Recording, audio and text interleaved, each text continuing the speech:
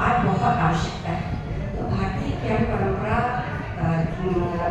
जो हमारे वैदिक काल से प्रारंभ होती है, जो वैदिक काल की शिक्षा दीक्षा थी और निरंतर सतत प्रवाहित ये ज्ञान परंपरा, ये न केवल गहरी जड़ों में है, निरंतर है, अक्षर है और जिसका कह सकते हैं कि कभी भी समापन या कभी लोक समापन नहीं है।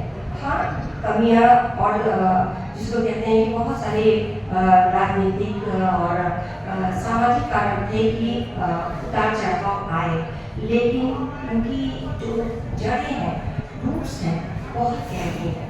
तो भारतीय ज्ञान परंपरा की इन्हीं गहरी जड़ों को पुनर्जीवित करके आज हमारे एजुकेशन सिस्टम में नई शिक्षा नीति में लाया गया, जो से राष्ट्रीय शिक्षा नीति 2020 कहा गया। तो ऐसा नहीं हो, शिक्षा नीति कई बार आई और हमेशा उसमें परिवर्तन संशोधन होता रहा। क्यों? क्योंकि कोई भी देश का अपने समय के हिसाब से शिक्षा में के विकास के लिए बहुत कुछ करता है, उसकी गुणवत्ता के लिए करता है। तो कई प्रयास हुए, लेकिन इतनी डीप रूटेड जो ये चीज़ें अब सामने लाई गई हैं, इसमें खास करके हमारी इस नई शिक्षा नीति में जो उसका उद्देश्य है, जो उसकी संरचना है और जो उसका पाठ्य है और जो उसकी प्रविधि है, ये सारी भारतीय हैं। भारतीय मतलब भारतीय संस्कृति को समावेशित किए हैं और आज भी प्रयास किया जा रहा है कि जितने भी विषय हैं, विषय उप विषय सब जगह वो निरंतर उस पर कार्य चल रहा है, शोध कार्य हो रहा है, इस सबको अपनी भारतीय जो सनातन परंपरा है, ज्ञान परंपरा, उससे जोड़ा जाए, उसको समाहित किया जाए, ताकि अपना जो भारत का स्वरूप कभी विश्व गुरु के रूप में था, आज फिर से उस पर प्रतिस्थापित हो पाए। तो बस मैं दो लाइन और कहना चाहूँगी कि जो उसमें शामिल किया गया है, तो केवल बुद्धि का विकास, शरीर का ही विकास ना, मन का विकास, मन स्थिर चाहिए, उसके आध्यात्मिक विकास, क्योंकि बिना अध्यात्म के कोई भी समाज जो समाज की श्रेष्ठ स्वरूप होता है या जिसको कहते हैं मानवता, उसके लिए बहुत आवश्यक है। तो इस नई शिक्षा नीति में इस चीज़ को शामिल किया गया है। उसमें बुद्धि कौशल का विकास हो, दूसरा शारीरिक विकास के साथ आध्यात्मिकता को जोड़ा गया है। फिर ऐसा ना हो कि वो समाज बुद्धि विकसित है, सब कुछ विकसित है, उस समाज को ही ना समझे।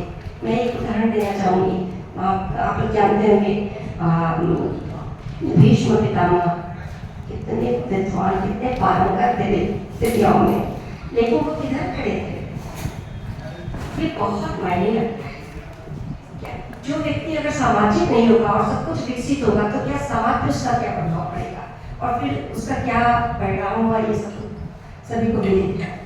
इसी तरह से फिर इस नई शिक्षा नीति में कहा गया कि नेशनल वेलफेयर हो, सामाजिक गुणवत्ता तो हुई, नेशनल राष्ट्र का निर्माण, ऐसा भविष्य या ऐसी पीढ़ी तैयार।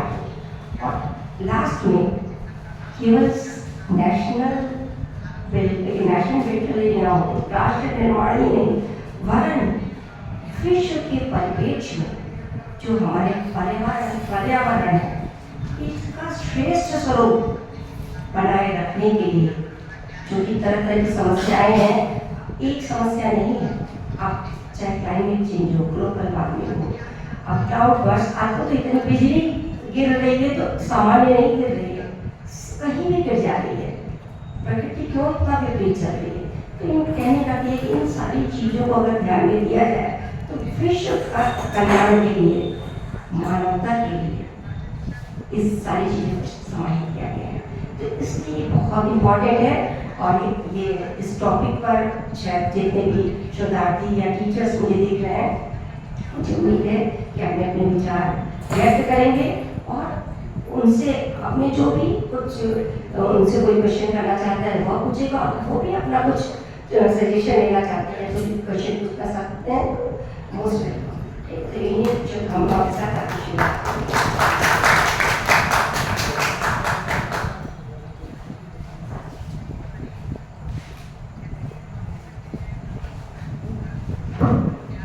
थैंक यू मैम, इतने छोटे से संबोधन में और बहुत ही अच्छा वक्तव्य आपका। अब हम पाठ वाचन की प्रक्रिया शुरू कर रहे हैं। तो सबसे पहले मैं बुलाना चाहूँगा, क्योंकि समय कम है तो सभी से यह अनुरोध है कि समय का विशेष ध्यान रखें थोड़ा। फिर भी 5 मिनट हाँ, 5 मिनट तो मैडम है ही, 5 मिनट है ही। उससे अगर आपको तो उससे पहले समय लेना है तो अच्छी बात है, तो उससे ज़्यादा भी है, क्योंकि मेरे पास संख्या मैडम 25 की थी और यहाँ संख्या 5 अच्छा दिख रही है मैडम। संख्या 25 की मेरे पास है, संख्या 5 अच्छा दिख रही है, तो पर्याप्त समय मेरे पास है। तो आप पाठ वाचन करें। यदि आपकी कोई क्वेश्चन है एनईपी को लेके तो आप हमारी चेयरपर्सन मैडम और कोई चेयर भी नहीं है और बाकी विषय विशेषज्ञ 2 लोग हैं यहाँ पे। आपको जो भी पूछना हो एनईपी से संबंधित जो भी आपका टॉपिक है आप बेशक पूछ सकते हैं, आपका समाधान यहाँ होगा। तो सबसे पहले हम बुलाना चाहेंगे कमलेश कुमार यादव, सरकारी अधिकारी महिलाओं से। आइए।